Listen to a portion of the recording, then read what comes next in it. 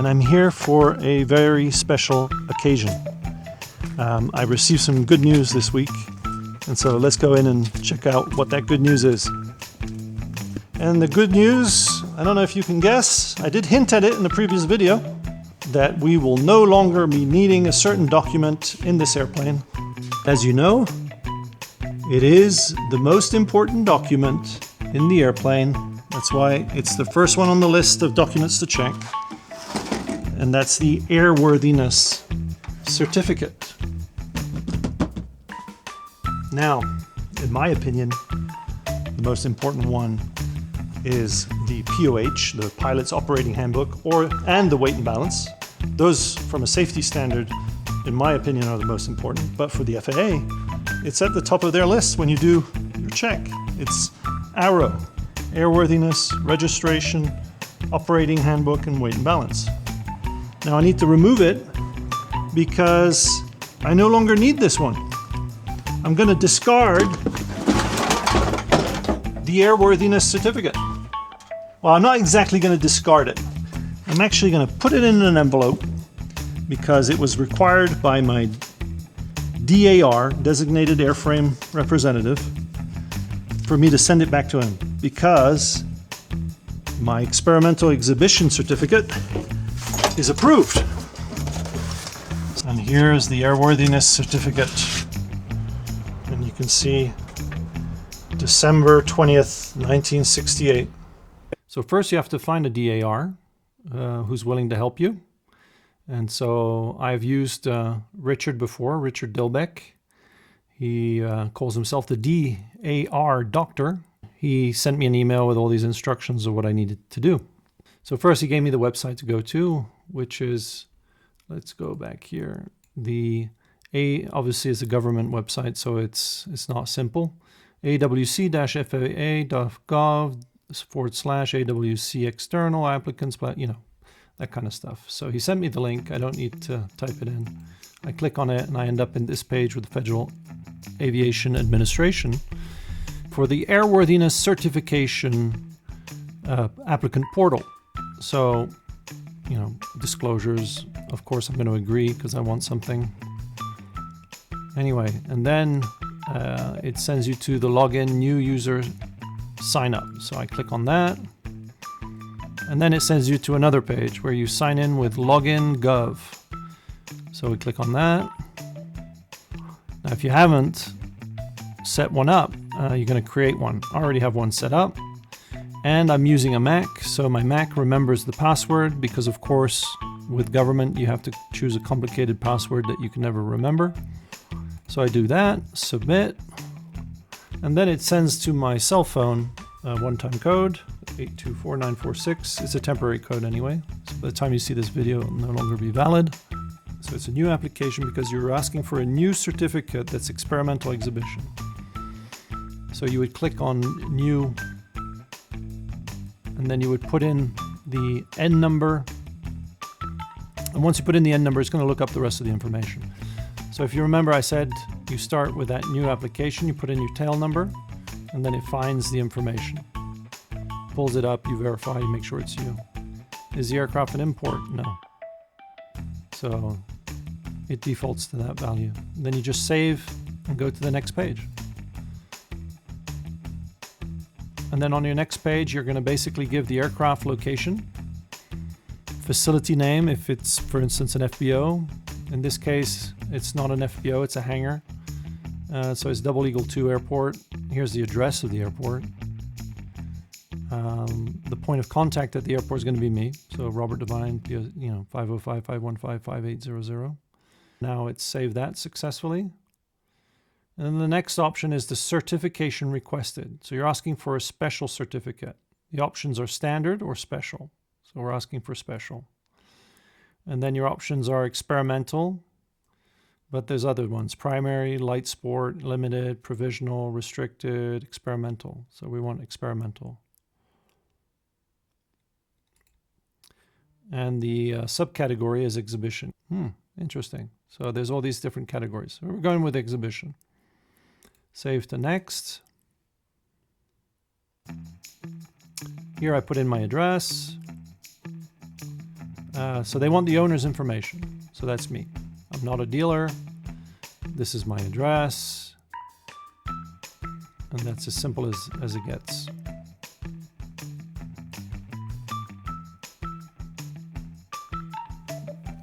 Then the next page, we put aircraft certification basis. Well, that's not applicable, I think, but it defaulted to that. It's asking for all applicable ADs are complied with. So we go yes, had a recent annual about 6 months ago. Latest AD biweekly supplement number.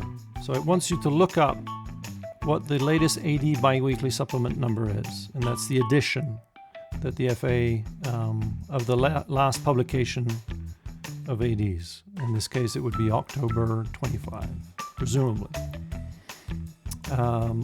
Applicable STCs if there is any, STC number, etc., etc. I didn't put any here. I just skipped it.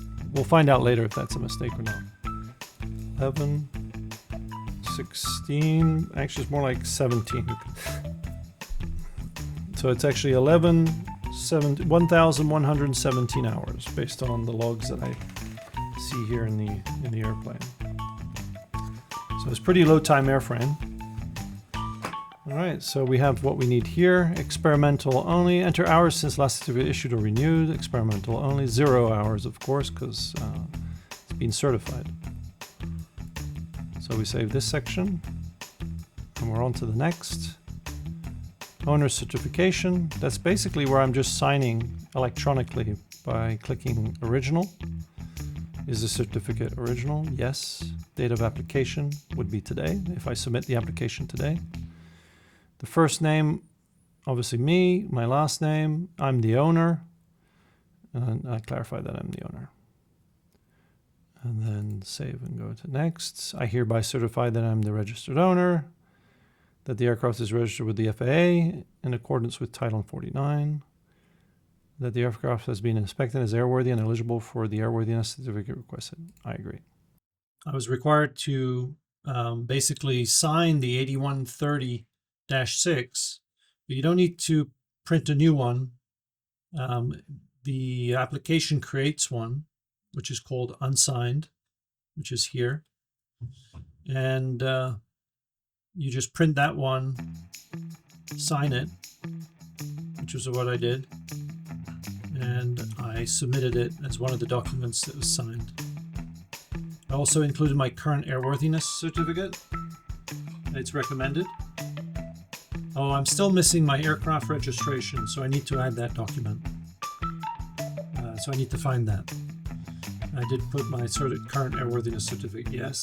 And then the other thing is the program letter. And so I got help from ChatGPT to fill that in, and it did a really good job, I feel. We'll see if it's successful. And so the only thing I'm missing right now is the aircraft registration.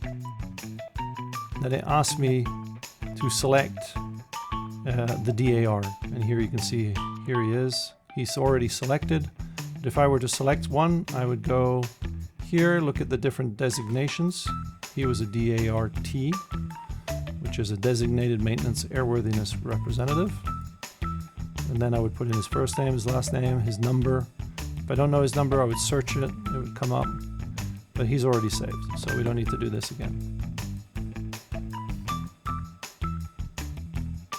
And then finally, here's the page where I get to review all my information.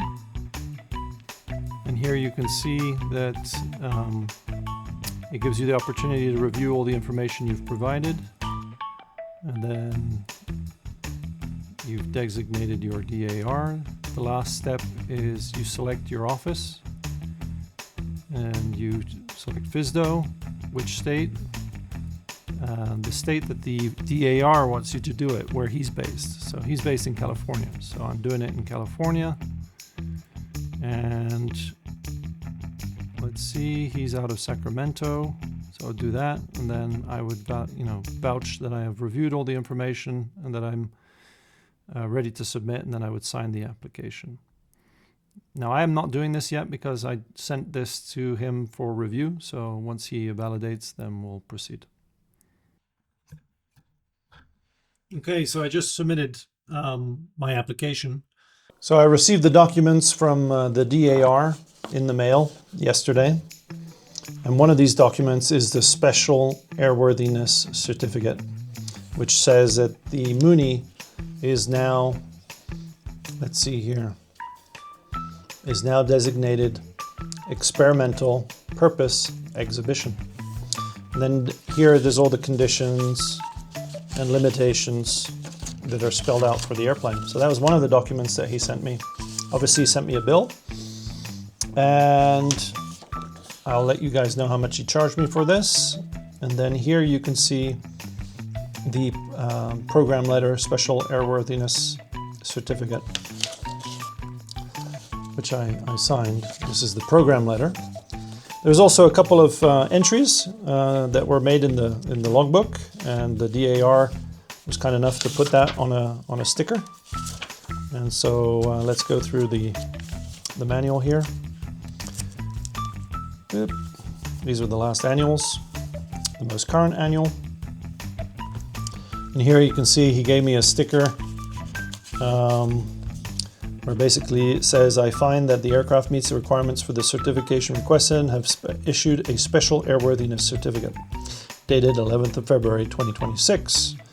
And it just says the operating limitations that was included, and also when the next condition inspection is due, which is 9/26, since it's already had one on 9/25.